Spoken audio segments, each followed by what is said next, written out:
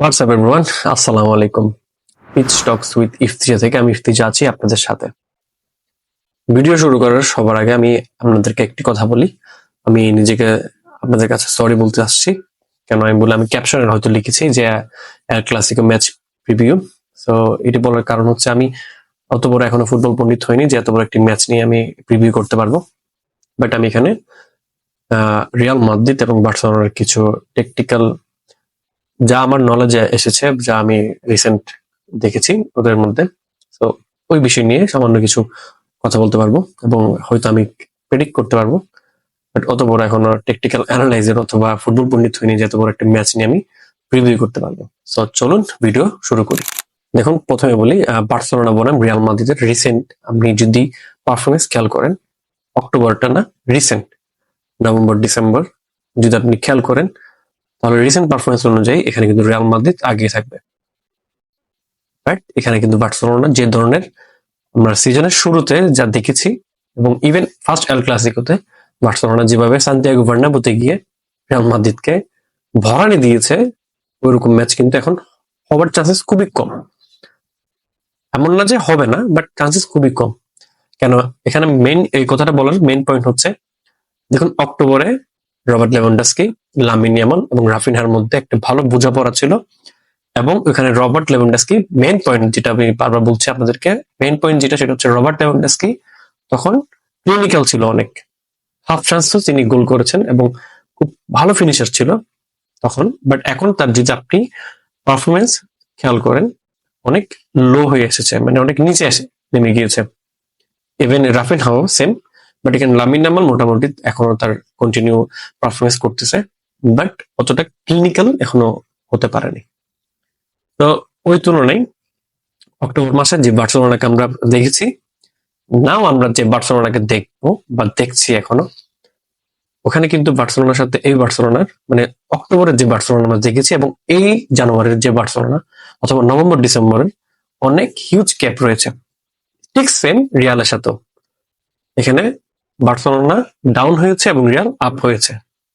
সিজনের শুরুতে Real Madrid তাদের পারফরমেন্স ভালো করতে পারছিল না, কোনো ধরনের কোনো প্লেয়ার ক্লিক করছে না, ইভেন ক্লিয়ান এমবাপ্পে অ্যাডাপ্ট করতে পারছিল না। সে তার ফার্স্ট এল ক্লাসিকোতে সে এতবার মানে কি বলতাম অফসাইডের শিকার হয়েছে যে ওগুলা সব বলার বাহিরে। তার মতো একজন স্পিড উইঙ্গার, সে এসব মানে ম্যাচের যে জায়গায় হাইল্যান্ড ডিফেন্স মানে হচ্ছে আপনার থ্রো বল দিবে, থ্রো বল দিলেই মাত্র স্পিডে তার তার স্পিডকে কাজে লাগিয়ে সে ডিফেন্স লাইনটি ব্রেক করবে, অফসাইড অফসাইড যেটা ট্র্যাপ থাকে সেটাকে সে ব্রেক করে গোল করবে, স্কোর করবে। কিন্তু করেছে, বাট এখানে হাইলাইন ডিফেন্সে সে করেছিল, বাট এখানে 2টি গোল না 3টি গোল হয়তো আমার ঠিক মনে নেই যে ডিসালো হয়েছে অফসাইডের কারণে। এবং ওই ম্যাচে রিয়াল মাদ্রিদ 18টি অথবা 19টির মতো অফসাইড মানে হয়েছে, যেটা আপনার কার্লো অ্যানচেলোত্তি আজকের ম্যাচ প্রিভিউতে সে আমাদের সাংবাদিকের কাছে সেটি স্বীকার করেছে। তিনি আরো একটি কথা কিন্তু উল্লেখ করেছে যে কত এল ক্লাসিকোতে রিয়াল মাদ্রিদ যে ধরনের পারফরমেন্স করছে, বাট এই রিয়ালের সাথে তখনকার রিয়ালের খুব পারফরমেন্সের অনেক গ্যাপ রয়েছে, অনেক ডিফারেন্স আছে। ঠিক সেম আমি ওইটাই বলছি যে এখনের যে রিয়াল এবং তখনের যে বার্সেলোনা, তার সাথে কিন্তু অনেক গ্যাপ আছে। তারপরও এই ধরনের ম্যাচে বিশেষ করে এল ক্লাসিকোতে আপনার আপনি রিয়ালকেও আগে রাখতে পারবেন না, বার্সেলোনাকেও আগে রাখতে পারবেন না।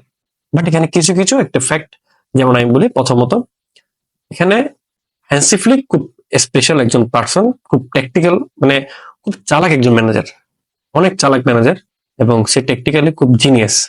কেন আমি বলতেছি, দেখেন বার্সেলোনা এখানে মেইন কাজটা করতে পারে, সেটি হচ্ছে আপনারা সবাই জানেন রিয়ালের ফুল ব্যাক খুব বড় বড়, বিশেষ করে রাইট সাইডটা লুকাস ভাস্কেস, সে কিন্তু শিফটেড সে shifted right winger, sorry right back, সে কিন্তু রাইট উইঙ্গারে ছিল, সে কিন্তু শিফটেড রাইট ব্যাক মেক করেছে তাকে কার্লো অ্যানচেলোত্তি। সে পজিশনের কারণে তাকে মানে ওই জায়গাটা খেলতে হচ্ছে, যেহেতু আমাদের এখন ব্যাকআপ কেউ নেই।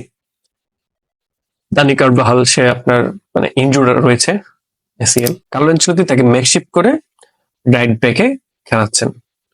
তো এখানে একটি সে যেহেতু সে তার ন্যাচারাল পজিশনে নেই, সো তার কষ্ট হবে স্বাভাবিক। সো ওইটা হচ্ছে মেন পয়েন্ট বার্সেলোনার, রাফিনহা ওই জায়গাটা খেলবে এবং ওখানে এক্সট্রা ওভারলোড করতে পারে বার্সেলোনার মানে যে লেফট ব্যাক রয়েছে কুন্ডে, আপনি যদি কুন্ডের রিসেন্ট পারফরমেন্স দেখেন, সে কিন্তু টপ লেভেলের পারফরমেন্স করছে, ওভারলোড করে ওয়ার্ক রেট বাড়িয়ে সে অ্যাটাকিং এর সাথে খুব ভালো বোঝাপড়া করতেছে, সে চান্স ক্রিয়েট করতেছে, পাস করতেছে, ফাইনাল থার্ডে গিয়ে খুব অসাধারণ পারফরমেন্স করতেছে, একদম টপ নোচ পারফরমেন্স, যেটা আপনার ফুল ব্যাকটা মানে করে থাকে সচরাচর, হেল্প করে অ্যাটাকিং থার্ডে গিয়ে। আপনার ওই সাইডের যে লেফট সাইড হলে লেফট সাইডের মানে প্লেয়ারকে সে কানেক্টেড করে অ্যাটাকিং সাইড ক্রিয়েট করে। তো কুন্ডো এখানে ভালো পারফরমেন্স করছে এবং ওই জায়গাটা রিয়ালের সবচাইতে উইকনেস, একদম সবচাইতে। এবং ওইখান থেকে কিন্তু বার্সেলোনা ম্যাচ বের করে আনতে পারবে একদম ইজিলি, খুব ইজিলি। ঠিক সেম আমাদের লেফট সাইডও মেন্ডি তবুও অফেন্সিভলি উইক হলো, ডিফেন্সিভলি মোটামুটি এখানে কিন্তু কাজ করতে পারে। কিন্তু এখানে মেইন পয়েন্ট হচ্ছে বালদে খুবই স্পিডি একজন ফুলব্যাক, খুবই স্পিডি। সে অফেন্সিভলি অনেক ভালো পারফরমেন্স করে থাকেন, যতটা ডিফেন্সিভলি অ্যাক্টিভ থাকেন তার চেয়ে দ্বিগুণ কিন্তু তিনি অফেন্সিভলি আপনার মানে অ্যাটাকিং এ হেল্প করেন। খুবই মানে পছন্দের একজন প্লেয়ার আমার। ইভেন এখানে যখন তারা ওভারলোড করবে, ওভারলোড বলতে তারা একদম যখন রিয়ালের হাফ লাইনে ভিতরে ডুবে যাবে এবং রাফিনহা এবং ইয়ামালের সাথে এখানে কানেক্টিভিটি করে যখন ডুববে ভিতরে রিয়ালের ভিতরে, তখন এটি কিন্তু রিয়ালের জন্য সবচাইতে ভয়ানক আপনার একটা মানে কাজ হবে, যে এদেরকে আটকায় রাখা। এবার এখানে কিন্তু আরেকটি পয়েন্ট হচ্ছে রিয়ালের এখানে আরো সুযোগ থাকবে যে ওই গ্যাপগুলো আপনার কাজে লাগাবে। এবং রিয়ালের এখানে মেইন পয়েন্ট হচ্ছে স্পিডি উইঙ্গার, আমি আবারও বলছি speedy winger. Offside line trap মানে ওই অফসাইডে যে ট্র্যাপটা আছে ওটা যদি ভাঙতে পারে তাহলে স্পিডি উইঙ্গারের পারে। আপনি যদি এখন আমাকে না, যারা ফুটবল বুঝে, একদম এক কথাই যারা ফুটবল বুঝে, যারা সবসময় ফুটবল দেখে বুঝে, তাদের কাছ থেকে যদি আপনি প্রশ্ন করেন যে এই ওয়ার্ল্ডে এখন টপ মানে টপ স্পিড উইঙ্গার কে বা কারা বা কোন প্লেয়ারটা সবচেয়ে স্পিডি আপনার মনে হয়, তো এখানে সবাই হয়তো নির্দ্বিধায় বলবে যে Vinicius, Kylian Mbappe, Rodrygo, Raphael Leao, এই ধরনের অনেকগুলি স্পিডি।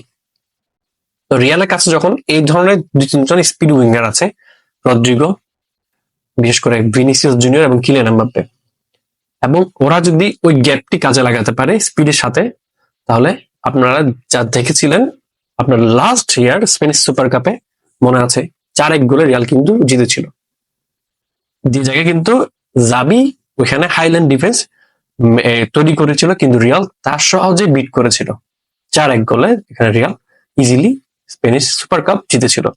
সো ওই ধরনের যদি পারফরমেন্স করতে হয় তাহলে এখানে তাদেরকে এই ধরনের স্পিড উইঙ্গার অবশ্যই দরকার, এবং রিয়ালের কিন্তু আছে। সো বার্সা যদি ওভারলোড করে এবং এখানে রিয়ালের একটা সুযোগ থাকবে, আমি সেটা বলছি, রিয়ালের একটি সুযোগ থাকবে যে এখানে স্কোর করার। সো এই ধরনের ম্যাচে আমি কাউকে আগে রাখতে পারবে না, যে উইকনেস গুলো আমি বলেছি। এবং বার্সেলোনার মেইন উইকনেস হচ্ছে বার্সেলোনার যে ফিনিশিং গুলা, যে রবার্ট লেভানডস্কির একটা ডাউন গ্রেড চলছে এখন, যদি ওই ডাউন গ্রেড যদি চলতে থাকে এই ম্যাচও, তাহলে কিন্তু এটা বার্সেলোনার জন্য খুব ভয়ানক একটি ম্যাচ হবে। কারণ এসব ম্যাচে আপনি হাফ চান্স যদি পান, যেমনটা আমরা ফার্স্ট এল ক্লাসিকোতে দেখেছি যে সে হাফ চান্স পেয়েছে, ওখান থেকে তিনি স্কোর করেছে, খুব সুন্দর সুন্দর স্কোর করেছে, এবং এখানে রিয়ালকে 4-0 গোলে পরাস্ত করেছে। এবং সান্তিয়াগো বার্নাব্যুর মতো একটা স্টেডিয়ামে রিয়ালকে 4-0 গোলে হারিয়েছে।